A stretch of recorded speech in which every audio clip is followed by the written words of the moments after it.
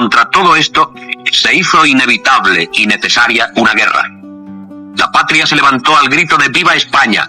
Y esa reacción nacional tuvo un jefe en Francisco Franco, el general más joven y más prestigioso del ejército español.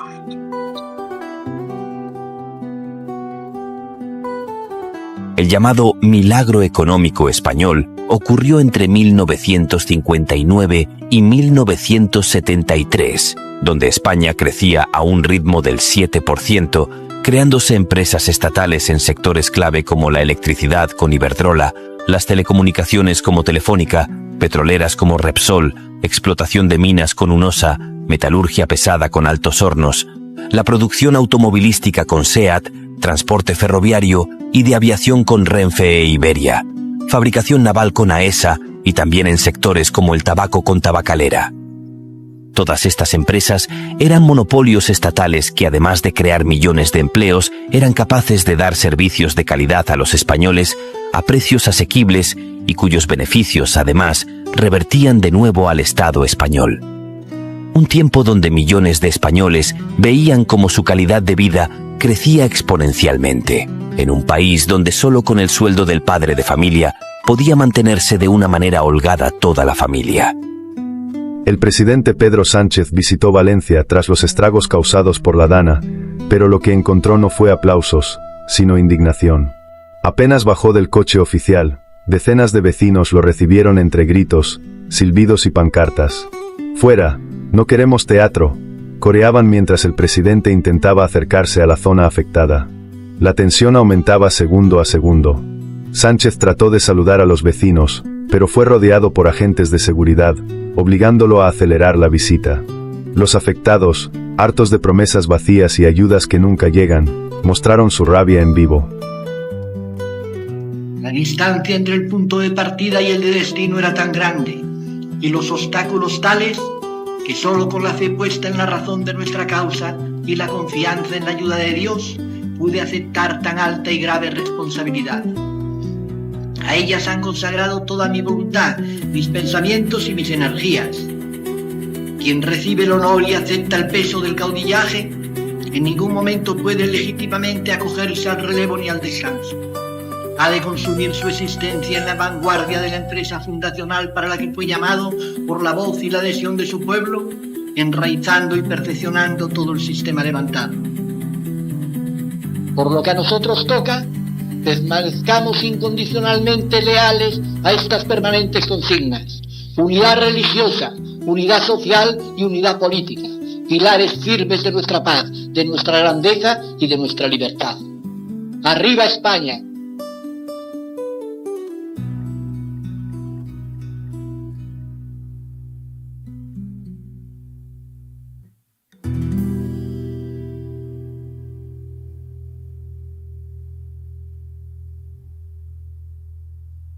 Sabéis que aprobar los presupuestos es la primera y principal obligación de un gobierno, porque sin presupuestos no hay nada que gobernar. Un gobierno sin presupuestos es tan útil como un coche sin gasolina. Y me dice usted, si no se prorrogan los presupuestos.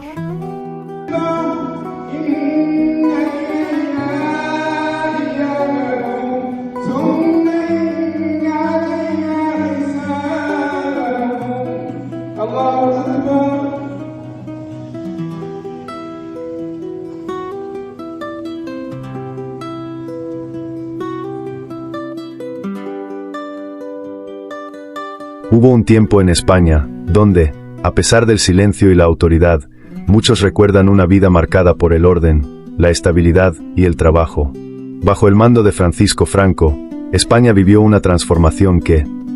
En la España que forjamos no habrá un hogar sin lumbre ni una familia sin pan. Para algunos, significó progreso. Calles seguras, puertas abiertas sin miedo, vecinos que se conocían, y un país que, tras la oscuridad de la posguerra, comenzó a levantar cabeza. La década de los años 60 fue clave, el llamado milagro español, una etapa de crecimiento económico sin precedentes. El país, que venía de la autarquía y la escasez, se abría al turismo, a la inversión extranjera y a la modernización. Se construyeron viviendas, Se promovió el acceso al empleo. En España no había paro, decían muchos. La idea de que todo el mundo tenía trabajo y techo era parte del día a día. La figura del cabeza de familia proveedor, la mujer como pilar del hogar, y los hijos que iban a la escuela, era el modelo predominante. Las familias vivían con lo justo, sí, pero con lo necesario. Las calles estaban limpias, las normas, claras, el respeto a la autoridad, incuestionable.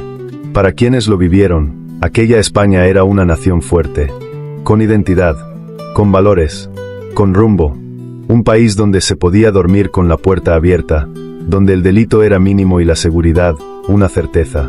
España pasó de ser una nación aislada a convertirse en una potencia industrial emergente, respetada en el exterior, con una red de carreteras modernas, aeropuertos, y una estructura estatal sólida.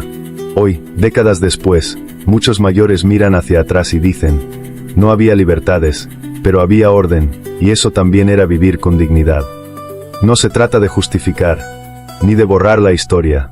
Se trata de comprender por qué, para muchos, aquellos años no fueron oscuros, sino luminosos. Una España que ya no existe, pero que aún vive en la memoria de quienes la sintieron segura, trabajadora y en paz.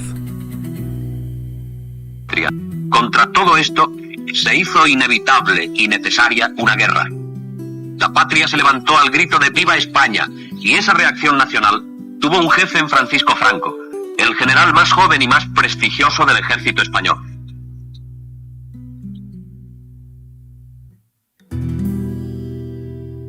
Y al paso de este soldado ejemplar, el pueblo se unía a él porque solo en él veía la promesa de una patria en orden. Sin embargo, en muchas provincias el levantamiento fue sofocado por las fuerzas comunistas, pero incluso en la zona roja quedaron reductos de la España verdadera que supieron morir heroicamente o triunfar al cabo del asedio. Así, el Alcázar de Toledo, que hoy es un símbolo universal, porque dio lugar a una gesta que todos recuerdan como la más heroica de la guerra. 1000 hombres y 500 mujeres se defendieron entre estos muros durante 3 meses. Los cañones que día y noche mordían el Alcázar no lograron rendirles. Ni la dinamita logró destruir su esperanza, ni la avalancha roja consiguió abatir su bandera hecha jirones, porque el Alcázar era el reducto del honor y de la fe de un pueblo.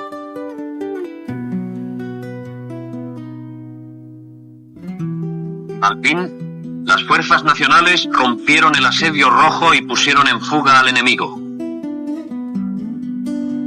Este fue el Alcázar, y estos fueron sus hombres que en aquella jornada inolvidable se fundieron en un solo abrazo con sus liberadores, a cuyo frente iba el propio general Franco, que recibió una vez más, entre aquellos muros, la adhesión incondicional y emocionada de su pueblo.